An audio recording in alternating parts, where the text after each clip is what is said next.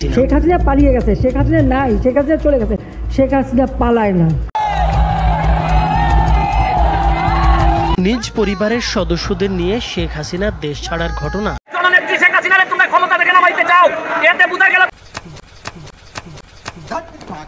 ইবাহে ভালো তো বন্ধুগণ, বাংলাদেশ সরকার পালিয়ে যাওয়ার পর বাংলাদেশিদের মুখে মিষ্টি হাসি ফুটে উঠেছে। অনেকেই বলতেছে বাংলাদেশ পুনরায় স্বাধীনতা লাভ করলো। শেখ হাসিনা পালিয়ে গেছে, শেখ হাসিনা নাই, শেখ হাসিনা চলে গেছে, শেখ হাসিনা পালায় না।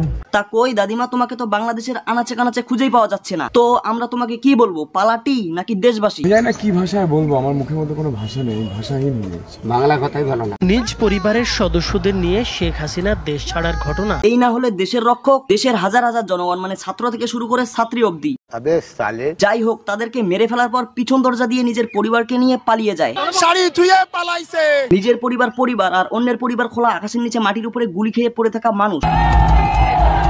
নিজের পরিবার দেশে নিরাপদে থাকতে পারবে, অন্যের পরিবার দেশের মাটিতে সুস্থভাবে থাকতে গেলে তাদের যুদ্ধ করে থাকতে হবে। কালে বেগম রোকেয়া বিশ্ববিদ্যালয়ের সামনের সড়কে নিজের সন্তান আর অন্যের সন্তান না, নিজের বোন আর অন্যের বোন না। সাধারণ মানুষরা এতটাই বোকা যার জন্য নিজেদের মধ্যে রক্তক্ষরণ করে। যাকে দেশের রাজা বানায় আজ সে নিজের স্বার্থের জন্য হাজার হাজার জনগণকে ব্যবহার করতেছে।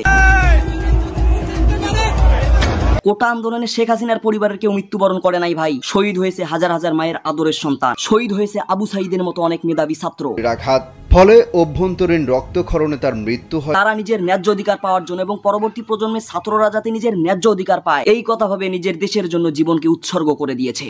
আর যাকে আমরা দেশের এবং জনগণের রক্ষক হিসেবে রেখেছি, আজ তার একটা হুকুমে হাজার হাজার মায়ের সন্তান মৃত্যুর কোলে ঢলে পড়েছে। নিজ পরিবারের সদস্যদের নিয়ে শেখ হাসিনা দেশ ছাড়ার ঘটনা। তাদের জায়গায় হাসিনার পরিবারের কোনো সদস্য ছিল না, কারণ তাদের হাতে পাওয়ার আছে, দেশে তারা নিরাপদে থাকতে পারে। কিন্তু তাদেরকে পাওয়ারই বানিয়েছি আমরা, আমাদের মতো হাজার হাজার জনগণ। শেষ পর্যন্ত যখন বাংলাদেশিরা বাধ্য হয়ে আন্দোলনের জন্য মাঠে নামে, তখন দেশের রাজা অন্যের পরিবারের কথা চিন্তা না করে একজন প্রজার মতো নিজের সুরক্ষার জন্য পরিবারকে নিয়ে বাইরে চলে যায়। অনেক মানুষ ছিল যাদের ক্ষমতা থাকা সত্ত্বেও ছাত্রদের পাশে দাঁড়ায়নি, অন্যায়ের প্রতিবাদ করেনি। তাদের মধ্যে নাম্বার 1 ছিল বাংলাদেশের বিখ্যাত ক্রিকেটার সাকিব আল হাসান। নাম্বার 1 আছে স্বার্থবাদী টাকালোভী সাকিব আল হাসান। এই মহান ব্যক্তির ক্ষমতা থাকা সত্ত্বেও আন্দোলন চলাকালীন নিজের পরিবারকে নিয়ে অন্য দেশ চলে গেছে। সরকারের পাচাটা এই গোলাম।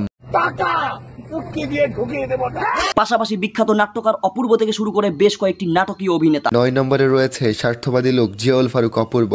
তাদের ক্ষমতা থাকা সত্ত্বেও ছাত্রদের পাশে দাঁড়ায়নি, এতে কোনো দুঃখ নাই। কিন্তু অধিকার নিয়ে মুখ লুকিয়ে থাকা মানুষগুলোকে তো চেনা গেল।